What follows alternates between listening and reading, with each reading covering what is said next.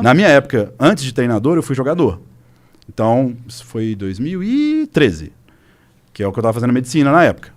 E aí... O cara é médico, jogador de LOL. Agora eu sou formado médico, mas na época eu tava fazendo o curso.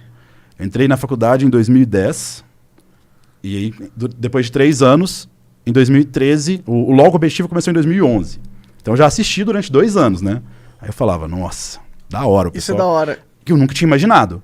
Pô, vocês jogaram o Mega Drive, jogaram o Master System. Eu não imaginava que você ia ter um campeonato de futebol que apresentador, que é isso? Eu olhava e falava, nossa.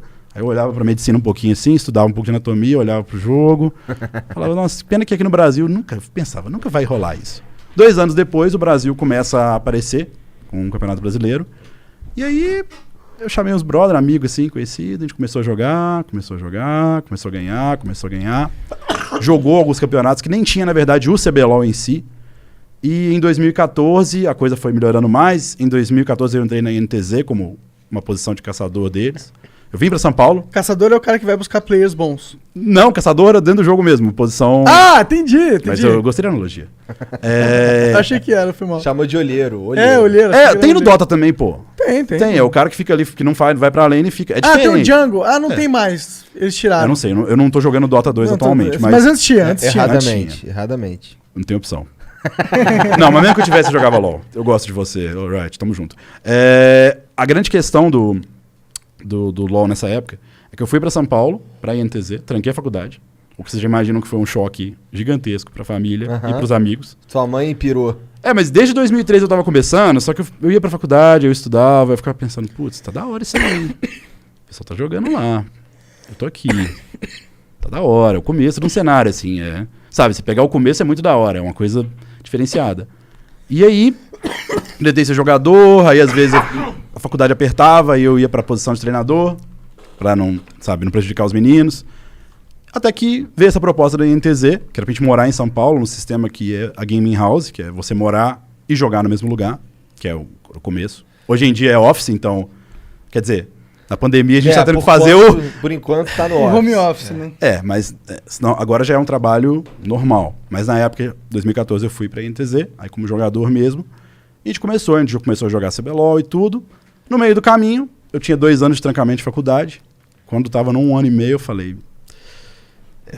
agora é a hora de voltar, porque eu tinha me prometido terminar a faculdade também. Querendo ou não, o pessoal que está começando agora, com 17, 18, eles conseguem ter um plano de carreira. A franquia ajuda nisso, porque a franquia ela dá uma solidez que você chega pro cara e fala, vou te contratar, mas vai durar anos isso aqui. Os contratos da franquia são de muitos anos. Então, você consegue ver um futuro profissional. Até no Brasil, a gente vai ter franquia agora, porque antigamente você via isso lá fora.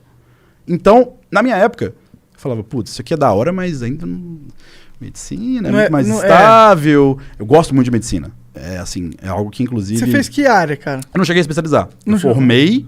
Você fez residência? Então, normalmente você tem um internato dentro da faculdade, que é quando você já atua, mas no nosso caso, que era em Minas, era uma cidade do interior, eu atuei em Lima Duarte durante 1 ano. E depois você forma, e aí você vai para residência, que é você residir no hospital. Ou seja, você vai praticamente morar lá, numa especialidade, e aí depois de um tempo específico, você sai especialista. Aí varia, tem residência de 3, 4, 5, 6 anos.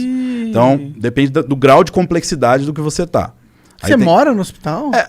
Hoje em dia não, mas a ideia do termo residência, alguns falam que vem dessa ideia de que você está ali o presente o tempo todo. Então você está vivendo a medicina diretamente. Entendi. Então hoje em dia não se mora no hospital. Quer dizer, mais ou menos, você trabalha muito. Você pega... A pessoa não entende isso, que o médico, ele é bem remunerado comparativamente no Brasil, mas ele trabalha muito. Para ser bem remunerado, ele tem que trabalhar muito. Então, quando eu terminei a faculdade, eu voltei, destranquei. Isso foi um período horrível da minha vida, foi talvez possivelmente o pior período, porque é um choque absurdo, cara. É desistir do sonho e voltar pra... Mas eu não desisti. Esse que é o negócio. Entendi. Mano, claro que não desistiu, tá? Não. Eu não desisti mesmo.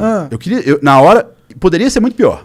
Entendi. Porque quando eu voltei pra casa, eu falei, putz, foi tão da hora. Tá, engordei um pouco, mas foi tão da hora. Saudade de tudo lá, e não dá pra continuar, né? Aí meu pai foi uma pessoa que me motivou bastante, ele nem entendia nada de esporte eletrônico. Mas ele viu que eu tava voltando, que eu tava assim, comprometido com a faculdade, e falou, por que você não tenta fazer os dois ao mesmo tempo? Aí eu falei, Acho que não dá, não. Ele falou, dá, você consegue. Olha o que eu tinha te falado antes. Se você quiser, você consegue. Aí eu fiquei pensando uns dias, eu falei, tá. Talvez. Ficou mais quantos anos pra até acabar a faculdade? 3 anos. Só que tem um detalhe.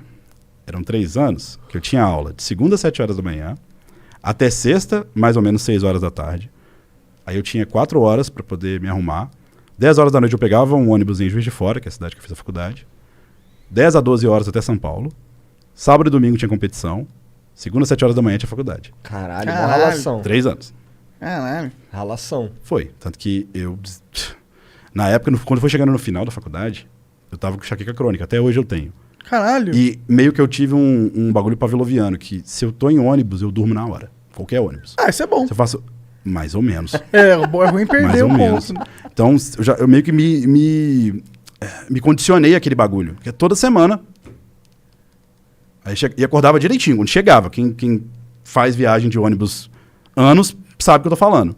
Então, foi sofrido, por isso que eu te falei que foi sofrido durante, porque, cara, era muito complicado. Sei lá, quando eu voltei, os 2 anos, você fica 2 anos sem mexer com o bagulho. Quando você chega lá, eu peguei uma turma diferente, então não conhecia ninguém. Por sorte, e aí aquela coisa da vida do destino, de pregar peças. O meu irmão também fez medicina, passou na mesma faculdade federal, que era essa, com um detalhe. Ele tinha uma diferença de anos ali. De 2 anos. Aí tu caiu na turma do teu irmão. Caí na turma dele. Que bom, Deus te ajudou. Pô, é? Não, se não fosse por ele, não tinha rolado. Com certeza. Entendi. Só que a pegadinha tá aqui. Ele ia passar porque ele queria que eu ensinasse ele. Que eu ajudasse ele. No ano que ele passou, eu falei, valeu, tô indo pra São Paulo jogar. Então ele ficou bem ressentido na época, mas quando eu voltei, ele teve bastante paciência. Ele foi a pessoa que mais, assim, conseguiu apoiar. Porque, cara, medicina não é uma faculdade fácil. E eu não tinha final de semana. Era meio que um se vira nos 30. A gente tinha que aprender a improvisar, porque chegava lá segunda, tava morto. Muitas vezes aconteceu. Exatamente a mesma situação aqui, ó. Teve uma aula, não vou falar no professor, óbvio. Eu cheguei do ônibus e eu chegava destruído. Ainda mais se perdia no final de semana. Putz, se perdia aí era horrível. Chegava destruído. E aí as aulas da medicina, quanto mais você vai avançando, elas são muito menos aulas e muito mais práticas. E a gente estava tendo um caso de discussão na aula de psiquiatria. Aí era tipo aqui, uma mesa, igual essa aqui, um pouco maior, todo mundo assim. E o professor tava aí que você tava, ó. Tava aí, ó, onde o Igor tá. Te olhando cara de mal, assim. E a cadeira que sobrou era essa aqui. E esse cara era um cara que todo mundo sabia que era um professor meio... Sabe, o cara que gosta de... Pegar pesado. pesado. Não, gente, toda profissão que tem um grau de poder, o cara pode ou não exercer, ele tem esse direito. E esse cara exercia. Eu cheguei, destruído, e, cara, eu tava de frente pra ele. Só que eu não conseguia, porque eu tava com muito sono. Aí eu pesquei. Aí eu segurava assim, sabe? Aí uma hora eu falhei. Pesquei e fui. Aí ele ficou, ô meu amigo, falta de respeito é essa? Aí eu, na hora eu sei que eu tô errado. Pô, me desculpe, professor. Todo mundo da turma sabia o que eu fazia. O pessoal, tipo, sabe, falava, pô... Dá um desconto pro cara, né? O pessoal sabia, mas... Alguns professores sabiam, e era muito da hora isso, porque alguns sabiam, interessavam e falavam que, cara, a gente vai te ajudar. Assim, não é necessariamente você ajudar. Dá mole, não é ninguém nunca me deu mole em nada. Em questão de... A faculdade não é assim, a vida real não é assim, pessoal. Não é. Mas, pelo menos de, tipo, sei lá, não humilhar, sabe? No mínimo isso. Não pegar na ferida e jogar um pouco de sal ali, né? E aí eu falei com ele, pô, professor, desculpa, eu vou lá lavar meu rosto, eu volto, peço perdão aí. Ele falou, não acabei com você ainda. Ele falou isso na frente dos caras. Aí quando ele falou isso, eu falei, não, você acabou sim. Aí, o que você tá falando, meu amigo? Eu falei, não sou seu amigo, e eu vou lavar meu rosto. Aí eu voltei, ficou aquele silêncio. Eu tava muito estressado. Quando você tá estressado, você não quer... Você não tem, acaba... Quando eu fui lavar o rosto, eu peguei a água assim, coloquei e falei, o que eu acabei de fazer? Que eu podia ter perdido meu curso. Se o cara chega e fala, você não vai passar? Eu não ia passar. E eu já tinha trancado 2 anos. Entendi. Então não tinha como se fosse gordura pra queimar. Era aquilo ali, cara. Aí eu voltei, sentei. Mas por sorte, o cara meio que talvez, sei lá, nunca esperava isso. Respeitou a atitude. Ele falou, ó, eu entendo aí, foi mal também, peguei um pouco pesado, tá tudo bem, tá? Eu falei, tudo bem. Provavelmente os alunos devem ter situado. Não, esse já aconteceu também. O quê? Esse foi maravilhoso, maravilhoso. Esse foi na ginecologia e obstetrícia. Que são as matérias, né, gente? Então, aí... Nem sei o que é isso, imagino que tem ginecologia e obstetrícia. Ginecologia, mulher e obstetrícia. Ah, tá, de grávida. Que essas duas fazem junto. Pode crer. Você faz a matéria junto, porque são coisas diferentes, mas tudo juntinho.